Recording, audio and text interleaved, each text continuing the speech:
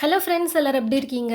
இன்னைக்கு நம்ம வீடியோவில் அடிக்கிற வெயிலுக்கு நல்லா சில்லுன்னு குடிக்கிறதுக்கு, அதுவும் 5 நிமிஷத்துலேயே ரெடி பண்ணி குடிக்கிறதுக்கு ஒரு சூப்பரான ட்ரிங்க் தான் நம்ம ரெடி பண்ண போகிறோம்.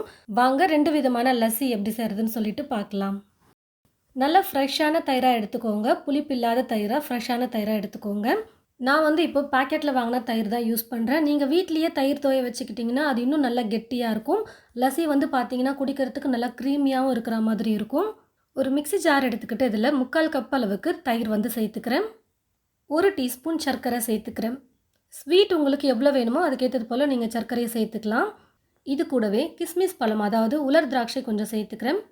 4 பாதாம், 4-5 பிஸ்தா, முந்திரி வேணாலும் நீங்கள் சேர்த்துக்கலாம். கடைசியாக இது கூட பேரிச்சம்பழமும் நான் சேர்த்துக்க போகிறேன். இது வந்து ஆப்ஷனல் தான், வீட்டில் இல்லைன்னா நீங்கள் ஸ்கிப் பண்ணிக்கலாம். ஆனால் பேரிச்சம்பழமும் போட்டு செய்யும் போது சூப்பராக இருக்கும் லஸ்ஸி குடிக்க. 3 பேரிச்சம்பழம் உள்ளே இருக்கிற விதையை எடுத்துகிட்டு நான் எடுத்து வச்சுருக்கேன். பேரிச்சம்பழம் நல்லா சாஃப்டாக இருந்துச்சுன்னா நீங்கள் அப்படியே சேர்த்துக்கலாம். கொஞ்சம் ஹார்டாக இருக்கிற மாதிரி இருந்ததுன்னா நீங்கள் தண்ணியில் வந்து பார்த்தீங்கன்னா கொஞ்சம் நேரம் ஊற வச்சுட்டு அதுக்கப்புறமா யூஸ் பண்ணுங்கள். அப்போ வந்து நல்லா பிளெண்ட் ஆகிட்டு வந்துடும். அப்படி இல்லைனா தயிர் சேர்க்கறதுக்கு முன்னாடி மிக்ஸி ஜாரில் பேரிச்சம்பழம், பாதாம், பிஸ்தா இதெல்லாத்தையும் சேர்த்துட்டு நல்லா கொஞ்சம் அரைச்சிட்டு அதுக்கப்புறமா தயிர் சேர்த்து பிளெண்ட் பண்ணி எடுக்கும்போது கரெக்டாக இருக்கும். கூடவே ஐஸ் க்யூப்ஸும் கொஞ்சம் 4-5 சேர்த்துட்டு மிக்ஸியில் இப்போ நம்ம பிளெண்ட் பண்ணி எடுத்துக்கலாம். நட்ஸ்லாம் போட்டு ஒரு லஸ்ஸி வந்து ரெடி பண்ணியாச்சு. ஒரு கிளாஸில் சர்வ் பண்ணிக்கலாம்.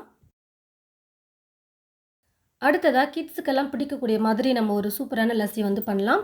ஒரு மிக்ஸி ஜாரில் 3/4 கப் அளவுக்கு தயிர் சேர்த்துட்டு 2 ஸ்பூன் சர்க்கரை சேர்த்துக்கிறேன். சர்க்கரைக்கு பதிலாக தேன் அப்படி இல்லைன்னா நாட்டு சர்க்கரை சேர்த்துக்கோங்க. 1 டீஸ்பூன் கோகோ பவுடர் சேர்த்துக்கிறேன். கோகோ பவுடருக்கு பதிலாக நீங்கள் சாக்லேட் சிரப் இருந்ததுன்னா அது கூட சேர்த்துக்கலாம். ஒரு 2 டீஸ்பூன் சேர்த்துக்கிட்டிங்கன்னா கரெக்டாக இருக்கும்.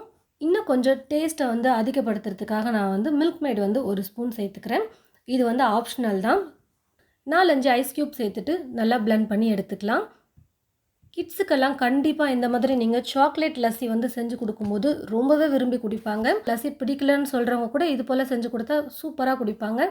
மேலே கொஞ்சம் அழகுக்காக நான் பாதாம், பிஸ்தா வந்து துருவி சேர்த்துக்கிறேன்.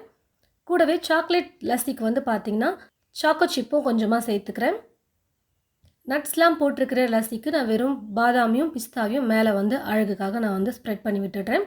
இது போல் ரெடி பண்ணிவிட்டு நீங்கள் கொடுக்கும்போது கண்டிப்பாக வீட்டில் இருக்கிறவங்க எல்லாருமே ரொம்ப விரும்பி குடிப்பாங்க.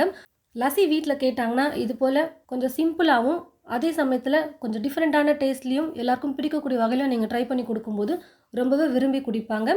நீங்கள் இந்த சம்மருக்கு உங்களோட வீட்டில் இது போல் 2 விதமான லஸ்ஸி வந்து ட்ரை பண்ணி பாருங்கள். இதுக்கப்புறம் நம்ம சேனலில் நிறைய விதமான லஸ்ஸி ரெசிபீஸும் நம்ம வந்து அப்லோட் பண்ணலாம்.